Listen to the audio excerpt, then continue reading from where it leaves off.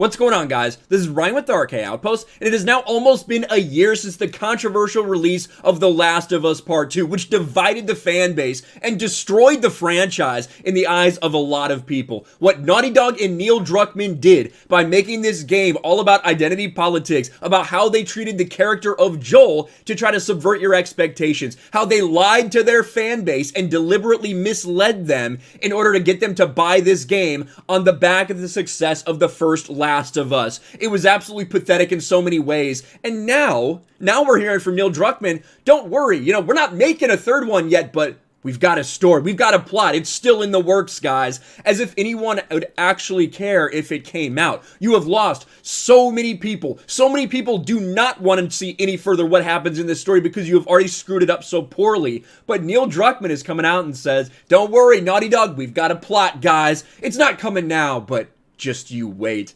The Last of Us Part 3 has a plot, but it's not being made yet. Will we see it get made? We'll see, says Neil Druckmann. Like a lot of things that come from Neil Druckmann and Naughty Dog's mouth, a lot of it is fucking misleading bullshit. A lot of people expected to have a Factions by now. A lot of people expected they might have some Last of Us Part 2 DLC by now. But no, Naughty Dog continues to string these people along, and the hardcore fans continue to fall for it because I don't know. Fool me once, shame on you. Fool me twice, shame on me. And Naughty Dog has continued to fool and trick and deceive their fan base over and over. Naughty Dog has written a story outline for The Last of Us Part 3, but isn't making the sequel right now. Creative director Neil Druckmann says he hopes it can, quote, one day see the light of day.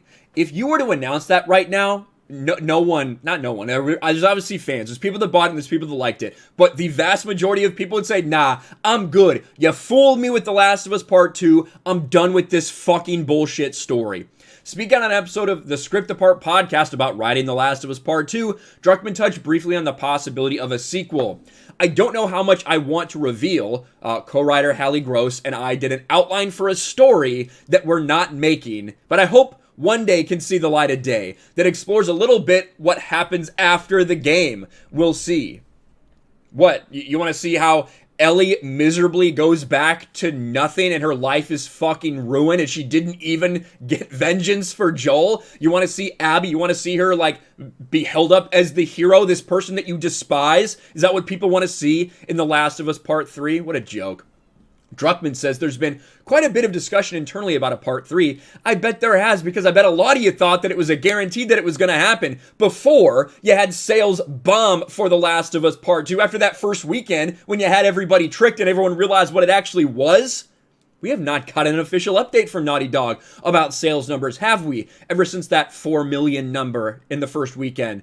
Haven't heard a word from Naughty Dog about specific hard numbers, whereas I know that stores have been shipping tons of stock back because they didn't even sell half of the stock that they got for The Last of Us Part 2, because that's how disappointing it was. That's how badly it failed.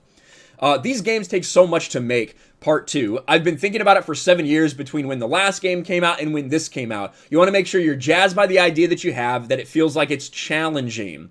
We now have these two games that I feel speak to something universal, as well as telling a very personal story for these characters. With one game, there's no pattern of what a franchise is. With two, now there's starting to become a pattern. Yeah, it's a pattern that people don't like, that people rejected.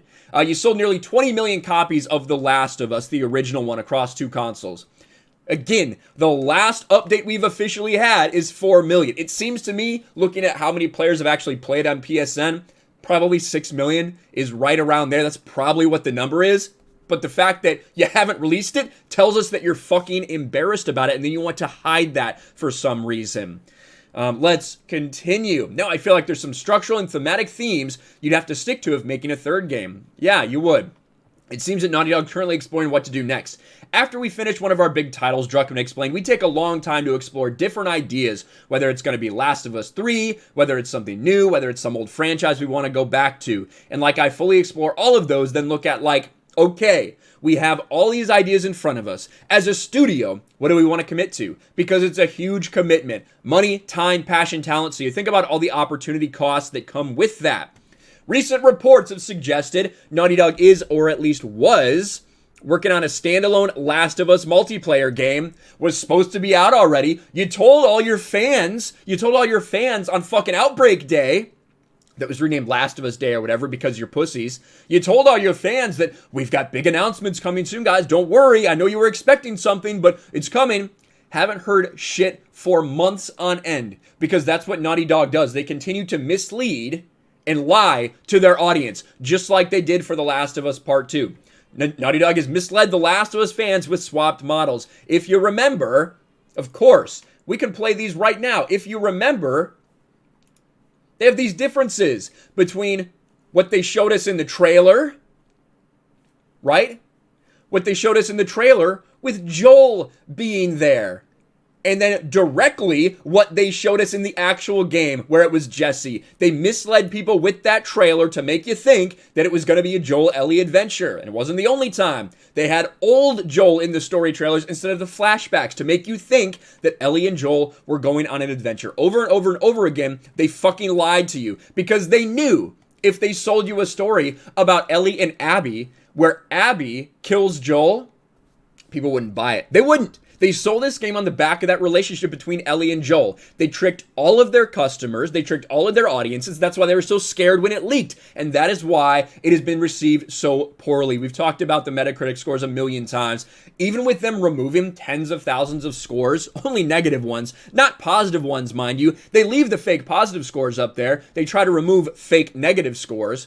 Even with that being said, incredibly divided, and a lot of people just fucking despise this game. You can't deny that. For many reasons, be it the story, be it the identity politics, be it the bastardization of Joel's character. People have a lot of problems with The Last of Us Part 2, and that's why there's not a demand for The Last of Us 3 like there was for this game. It also says there should be working on a new Uncharted project and a full remake of the original Last of Us. Can't wait to see how Neil Druckmann further destroys these characters by remaking the original game. That's what everyone wants. For you to take that one thing that was good and for you, without Bruce Straley, with just your creativity involved, destroy it. But that's what Neil Druckmann does because he is a piece of garbage. Let me know what you think about all this in the comments below. Smash a like button, subscribe to the channel, ring the bell for notifications, share this video out there, and I'll talk to you later. Thanks for watching, everyone, and a huge shout out to my patrons. I appreciate you guys so much. Want to follow me on Twitter or Instagram? Check out the description below. You'll find links to my P.O. box and my Patreon as well. And I'll talk to you guys later.